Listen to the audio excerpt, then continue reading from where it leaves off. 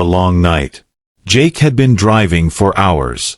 The moon hung low in the sky, casting a pale light on the winding road surrounded by thick woods. He was on his way to his grandmother's village to spend the weekend, hoping to escape the chaos of city life. It was supposed to be a simple trip, but fate had other plans. As his car sputtered and came to a halt, Jake groaned in frustration.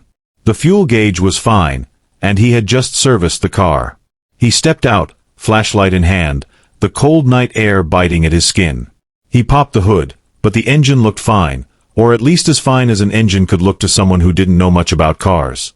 He checked his phone. No signal. Typical. "I'll just walk until I find help," he muttered, locking the car and pocketing the keys. The forest was eerily silent.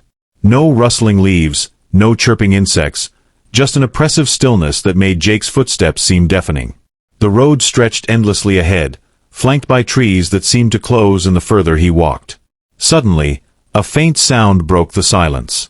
A low, guttural growl. Jake froze, his heart pounding. "Probably just a stray dog," he whispered to himself, trying to stay calm. He shone his flashlight towards the woods, but the beam was swallowed by the darkness. As he took another step, he heard it again, closer this time. He quickened his pace, his breath fogging up in the cold air. The growl turned into a series of wet, guttural snarls. And then he saw it. Eyes. Two glowing orbs reflecting the light of his flashlight, staring at him from the edge of the forest. The creature stepped into view, its body twisted and wrong. It was humanoid, but its limbs were unnaturally long, its face a grotesque mask of sharp teeth and hollow eyes. Jake stumbled backward, his flashlight shaking in his hand. The creature let out a blood-curdling scream and started to move, fast. Panicking, Jake turned and ran. His boots pounded against the asphalt as the thing gave chase, its footsteps unnaturally loud and heavy. He spotted a faint light in the distance. A house? A gas station? He didn't care. He ran towards it, the creature's snarls growing louder behind him. Bursting through the door, he found himself in a small, decrepit cabin. The air was stale, and the furniture was coated in dust. He slammed the door shut and locked it, his chest heaving. A scratching sound came from outside, followed by a low growl.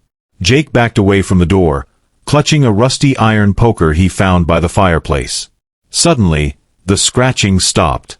The silence was deafening. Then, a whisper. "Jake." His blood turned to ice. It was his mother's voice. "Jake, come out. It's safe." "No," he whispered, gripping the poker tighter. The voice laughed, a cruel, mocking sound. "You can't hide forever." The door burst open, and the creature lunged inside.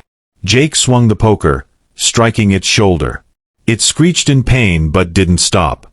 Its claws raked across his arm, and he screamed in agony, stumbling backward. As the creature advanced, Jake spotted a trapdoor in the floor. With a burst of adrenaline, he dived for it, yanking it open and dropping into the darkness below. The basement was damp and reeked of decay. He fumbled for his flashlight, its beam revealing a room lined with crude drawings on the walls, symbols he didn't recognize and depictions of the very creature hunting him. Above, the floorboards creaked. The thing was still there, searching for him. Jake noticed a narrow tunnel at the far end of the basement. Without hesitation, he crawled into it, the walls closing in around him. The tunnel seemed endless, and every sound he made echoed loudly. Then he heard it. The scraping of claws against stone, getting closer. He crawled faster, ignoring the pain in his knees and elbows. The tunnel sloped upward, and finally, he emerged into the forest, gasping for air. The creature's scream echoed behind him, but he didn't look back. He ran until he saw headlights in the distance. A truck was approaching. Jake stumbled onto the road, waving frantically. The truck screeched to a halt, and the driver, an older man, jumped out. "What the hell happened to you?" the man asked, his eyes wide. "Drive. Just drive," Jake shouted, climbing into the truck. As they sped away, Jake glanced back.